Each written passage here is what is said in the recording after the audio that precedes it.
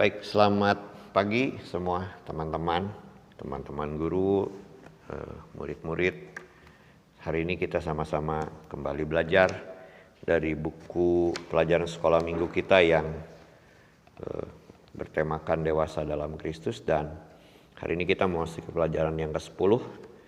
Salah satu ciri dari seseorang yang bisa menjadi dewasa dalam Kristus ialah ketika seseorang punya keyakinan penuh, kepastian bahwa kedatangan Yesus yang kedua kali itu akan membawa kebahagiaan dalam hidup setiap orang yang percaya.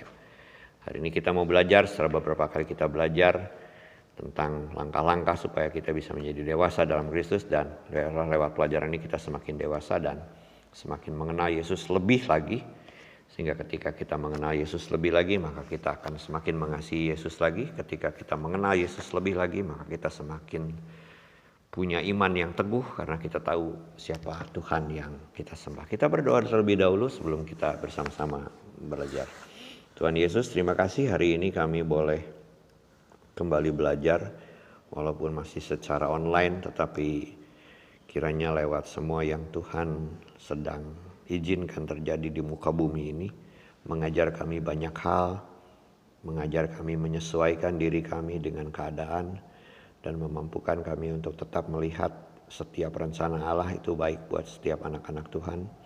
Setiap rancangan Allah itu sempurna buat setiap anak-anak Tuhan, dan kami boleh menjalani, melewati, menghadapi semuanya dengan hati yang selalu bersyukur. Tuhan Yesus, Engkau yang berkenan memberkati kami pagi hari ini, untuk kami bisa mengerti kebenaran firman Tuhan. Roh Kudus, ini waktu untuk mengajar kami, memampukan kami punya hati seorang murid, pikiran seorang murid, telinga seorang murid, sehingga kami mampu belajar, mengerti semua yang kami pelajari dan mempraktikkan dalam hidup kami. Terpujilah nama-Mu Tuhan, mampukan hamba-Mu untuk menyampaikan semuanya dengan bahasa yang dimengerti oleh kami semua, sehingga pada akhirnya kami boleh diberkati bersama-sama di dalam Kristus. Di dalam nama Tuhan Yesus kami menyerahkan semua ini. Haleluya. Amin. Baik, hari ini kita mau belajar dari kitab 1 Tesalonika 4 ayat 13 sampai 18 dengan tema keyakinan yang membahagiakan akan kedatangan Yesus kembali.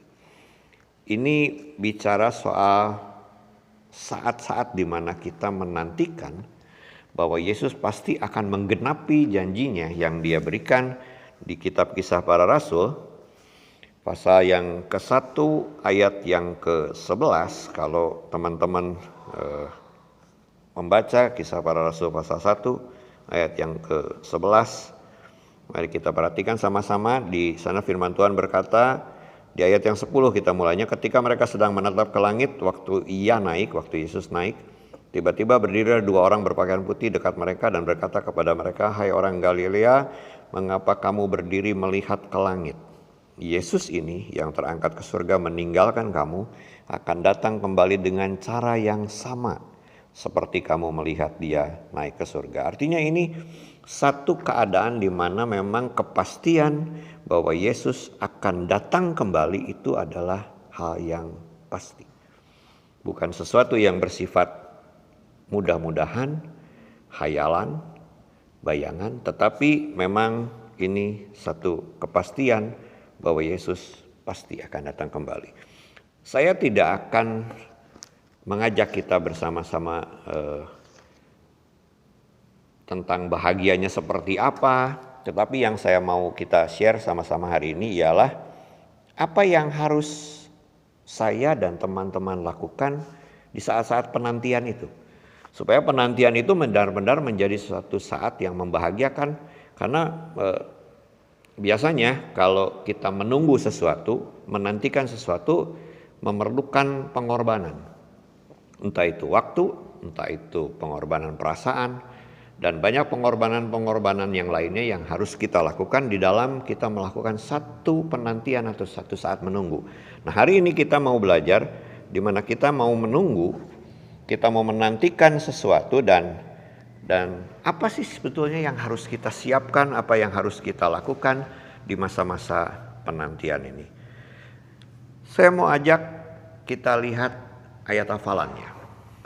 Ini cara yang Tuhan kasih dalam hidup kita di dalam masa-masa penantian. Apa yang Tuhan kerjakan supaya kita disiapkan menjadi umat yang mampu menantikan dan menantikan dengan hati yang penuh ucapan syukur dan bahagia. Kita baca sama-sama 1 Tesalonika 5 ayat 23 ada di buku pelajaran. Firman Tuhan berkata, semoga Allah damai sejahtera menguduskan kamu seluruhnya, dan semoga roh, jiwa, dan tubuhmu terpelihara sempurna dengan tak bercacat pada kedatangan Yesus Kristus Tuhan kita. Sekali lagi kita diingatkan bahwa Kristus pasti datang kembali. Dan Kristus mau supaya kita melewatinya dengan apa yang Tuhan sudah siapkan. 1 Tesalonika 5 ayat 23 ini mengajarkan kita dua hal yang Tuhan siapkan dalam hidup kita selama masa penantian. Yang pertama, mari kita perhatikan bagian awal dari ayat 23 ini. Di sana dikatakan semoga Allah damai sejahtera menguduskan kamu seluruhnya. Yang pertama yang Tuhan lakukan ialah Tuhan akan membuat kita menjadi kudus di hadapan Dia. Mengapa? Mari sama-sama kita perhatikan 1 Petrus pasal yang pertama. 1 Petrus pasal yang pertama.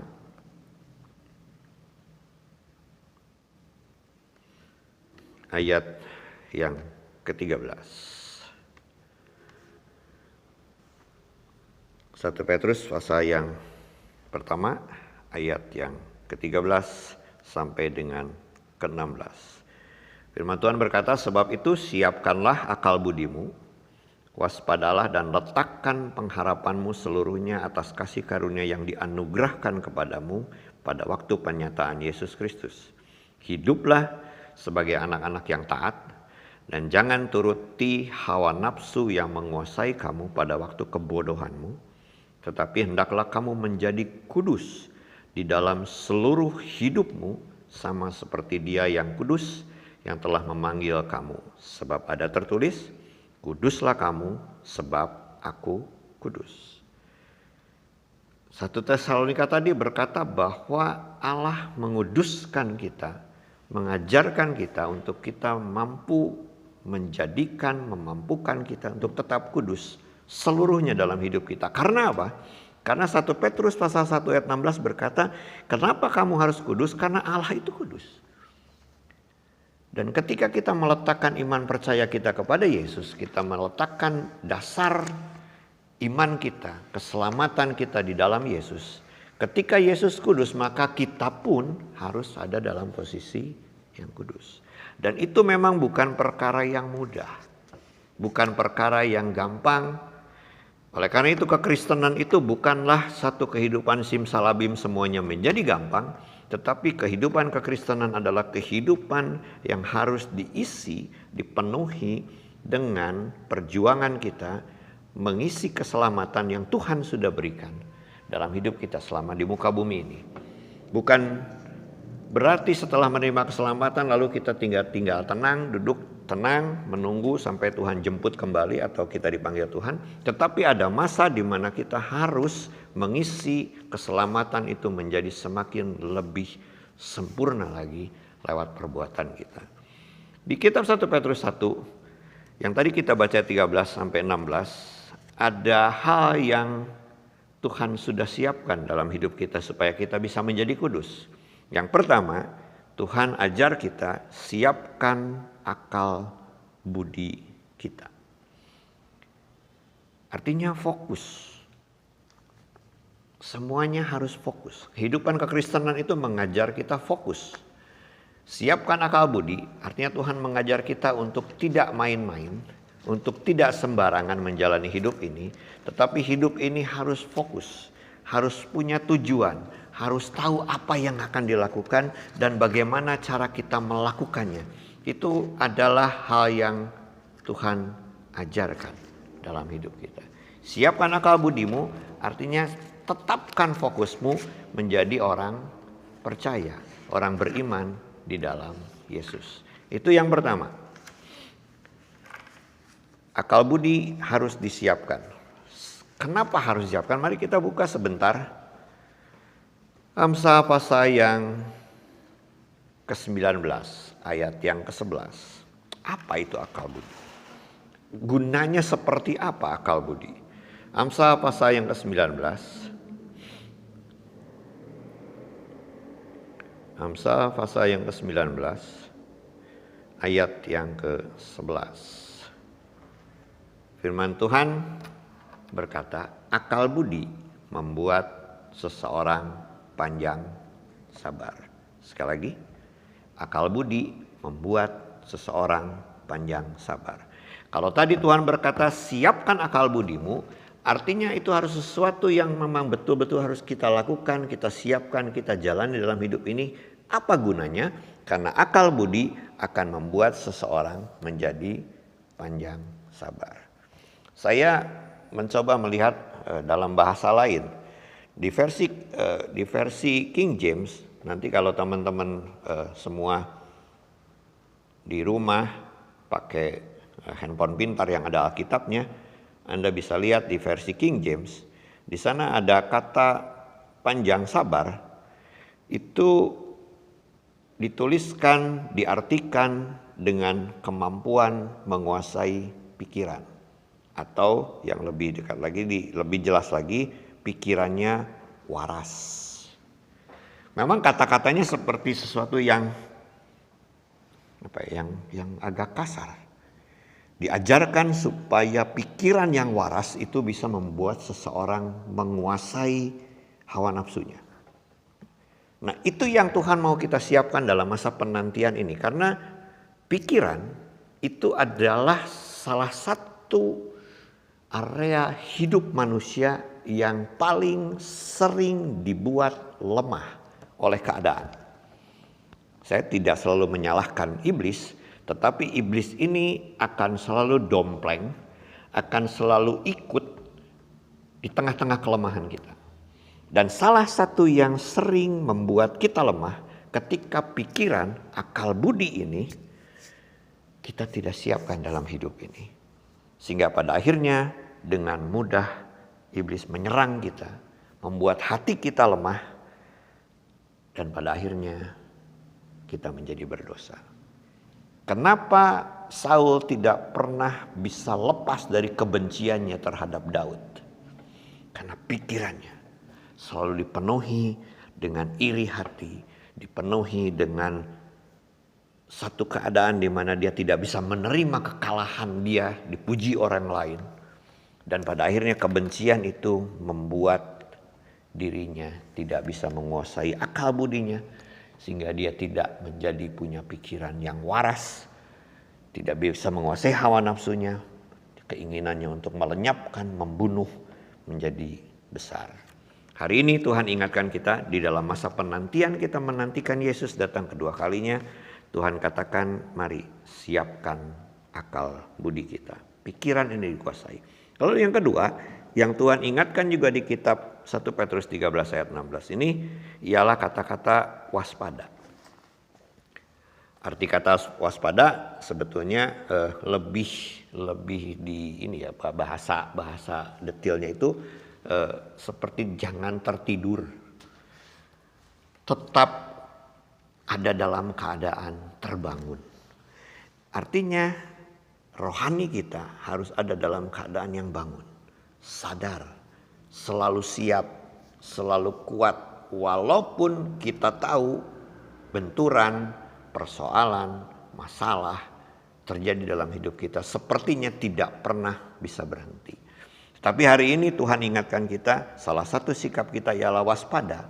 Supaya jangan kita menjadi lemah. Dan akhirnya kita terbuai, tertidur, dan akhirnya kita jatuh.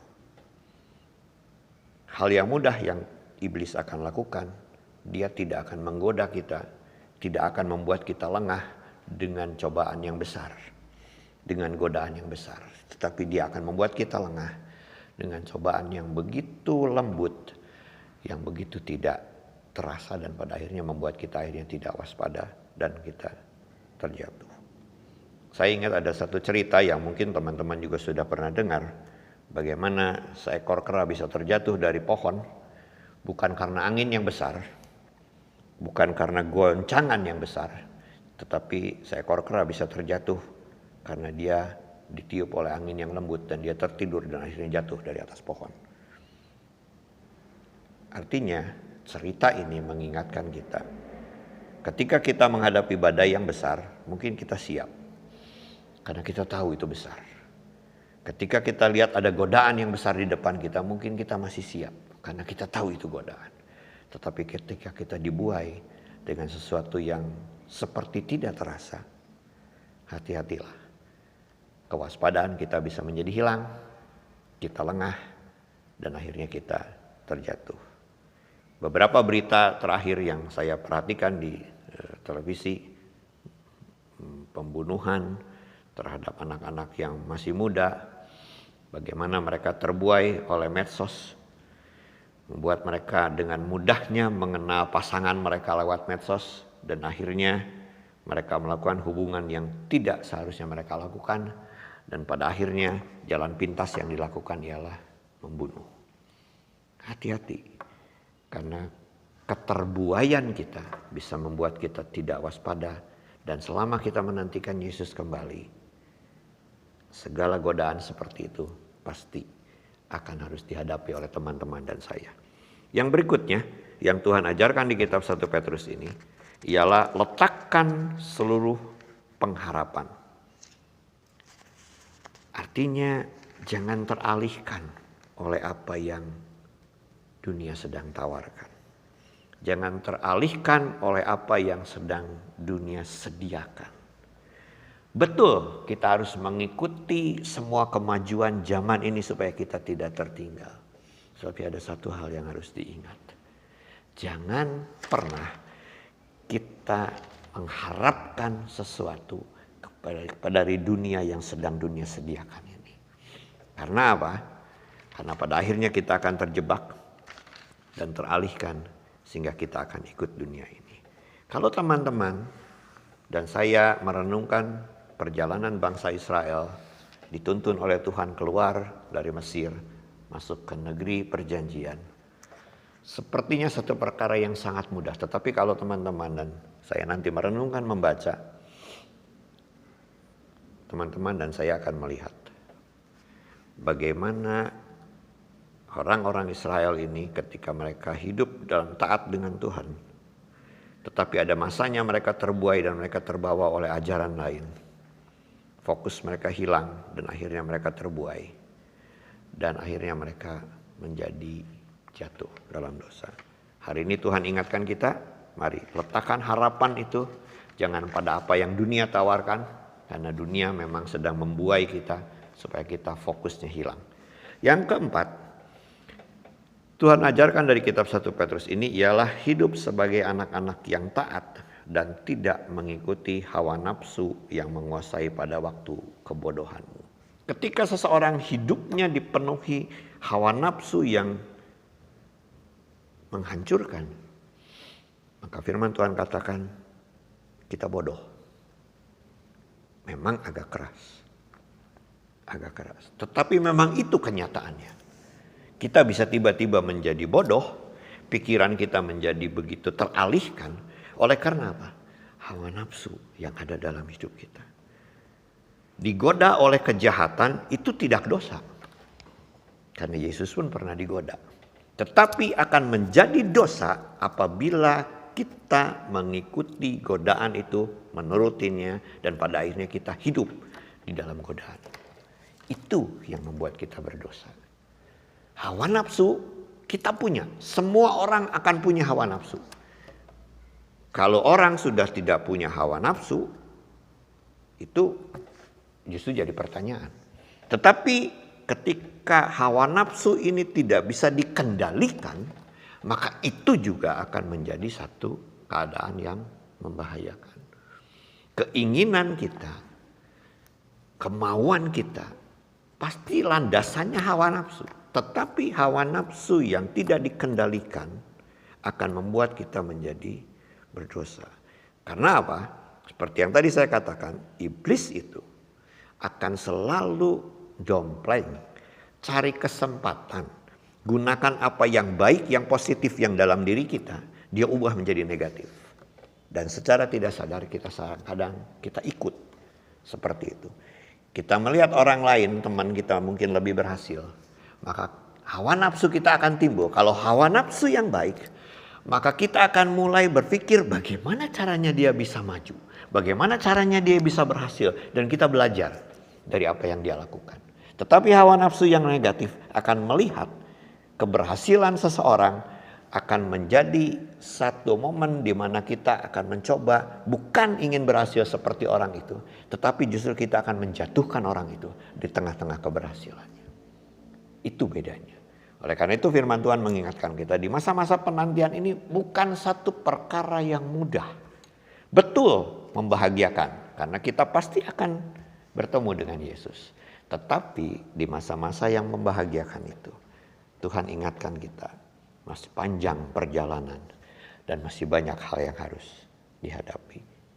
Kita kembali lagi ke kitab 1 Tesalonika pasal yang kelima ayat yang ke-23 tadi. Kalau yang pertama tadi Tuhan katakan kita harus mewaspadai, menguduskan diri kita dengan apa yang tadi Tuhan sudah ajarkan di kitab 1 Petrus. Akal budi kita, kewaspadaan kita, harapan kita, dan pengendalian hawa nafsu kita itu menjadi salah satu cara yang Tuhan lakukan supaya kita bisa menjaga kekudusan. Yang berikutnya yang Tuhan mau ajarkan di kitab 1 Tesalonika 5 ayat 23 ini ialah yang harus kita yakini ialah bahwa kita dituntut oleh Tuhan, diajar oleh Tuhan untuk memelihara roh, jiwa, dan tubuh ini supaya tidak bercacat. Sekali lagi, Tuhan mengajarkan kita supaya kita bisa memelihara tubuh, roh, jiwa dengan sempurna dan tidak bercacat sampai nanti Yesus datang untuk kedua kalinya. Ini juga bukan perkara yang mudah. Tetapi saya tertarik dengan kata terpelihara. Saya coba cari arti kata terpelihara atau pemelihara. Di sana dikatakan bahasa aslinya itu tereo. Arti lain dari tereo ialah tahan lama dan mampu mempertahankan. Merebut sesuatu bisa kita lakukan. Tetapi mempertahankan apa yang sudah kita peroleh itu tidak mudah. Ketika teman-teman dan saya datang beribadah kepada Tuhan, merebut kemenangan bersama dengan Tuhan lewat keselamatan yang Tuhan berikan, mengaku percaya kepada Yesus sebagai Tuhan dan Juru Selamat, dimenangkan oleh Tuhan, itu perkara yang sepertinya tidak terlalu sulit. Tetapi yang lebih sulit ialah ketika kita sudah meraih kemenangan itu, sudah memperoleh keselamatan itu, dan kita mempertahankannya dalam hidup ini. Itu yang tidak mudah. Makanya Tesalonika mengajarkan kita, firman Tuhan mengajarkan kita, pelihara, mampukan kita memelihara. Seseorang yang punya hobi memelihara sesuatu, maka dia akan merawat peliharaannya dengan baik, memperhatikan peliharaannya dengan baik, menjaga peliharaannya dengan baik. Saya lupa sekitar tahun berapa ada mainan kecil yang namanya apa, Tamagotchi atau apa yang itu seperti kita melihara dan itu tidak boleh terabaikan. Kalau terabaikan apa yang dipelihara lewat alat itu mati. Nah, saya ingat sekali itu waktu itu ramai sekali alat yang kecil itu dan semua rata-rata anak-anak ada yang main seperti itu dan fokus mereka selalu kalau mereka sekolah mereka nggak bisa bawa dan pulang sekolah yang mereka cari yang pertama itu alat itu. Dan mereka mau lihat peliharaannya apa, takut nggak makan, takut nggak tidur, dan itu permainan. Tetapi lewat permainan itu saya melihat, saya belajar. Ketika seseorang memelihara sesuatu yang dia sayangi, yang dia selalu fokus dalam hidup dia dengan apa yang dia harus pelihara, maka dia akan melakukan apapun untuk pelihara itu. Dia korbankan waktunya, dia korbankan lingkungannya hanya untuk dia fokus kepada apa yang dia tuju. Nah, hari ini Tuhan ajar kita pelihara roh, jiwa, tubuh kita sampai kedatangan Yesus. Bukan perkara yang mudah. Tetapi mari kita mulai fokus seperti yang tadi Tuhan katakan. Jangan teralihkan, fokus memelihara hidup kita di tengah-tengah godaan-godaan yang kita hadapi. Jangan pernah biarkan kita mengabaikan apa yang Tuhan sudah berikan dalam hidup kita di dalam pemeliharaan hidup ini. Salah satu yang membuat kita memelihara hidup kita ialah senantiasa berjaga-jaga di hadapan Tuhan. Karena apa? Karena segala sesuatu yang harus kita jalani, kita lewati, kita akan lewati dengan sikap kita berjaga-jaga di hadapan Tuhan. Jangan biarkan kerohanian kita sekali lagi tertidur. Tetapi mari kita tetap terbangun, kita berjaga-jaga supaya kita bisa hidup berkenan di mata Tuhan. Dan kita mampu melewati hari-hari penantian kita dengan saat yang membahagiakan. Bahagia beda dengan sukacita. Kebahagiaan bisa hilang dalam waktu sekejap. Tetapi ketika kita berbuah roh sukacita, salah satunya akan membuat kebahagiaan itu menjadi sesuatu yang tetap. Sebagai yang mudah digambarkan, kita bisa merasa bahagia saat ini. Tetapi ketika kita mau pergi, ketika kita mau melakukan sesuatu dan kita mengendarai kendaraan kita, baik motor atau mobil, tiba-tiba ban itu kempes, kebahagiaan kita bisa hilang, berubah jadi kesal. Tetapi kalau kita dipenuhi dengan sukacita, apapun keadaannya, kita boleh tetap belajar mengucap syukur. Hari ini Tuhan ingatkan kita, bagaimana kita bisa punya keyakinan yang membahagiakan. Saya lebih condong keyakinan yang selalu membuahkan sukacita, menantikan kedatangan Yesus kembali. Ialah dengan cara kita tetap memelihara hubungan kita dengan Tuhan, berjaga-jaga dengan Tuhan, melewati hari-hari ini dengan tubuh yang dijaga, dipelihara, jiwa yang dipelihara, roh yang dipelihara. Sehingga kita pada saat nanti Yesus datang kedua kalinya, kita akan mendengar suara Tuhan yang memanggil kita. Dan berkata, hai masuklah kau hambaku yang setia. Dan kita menerima mahkota kemuliaan dari Tuhan yang Tuhan sudah siapkan dalam hidup kita.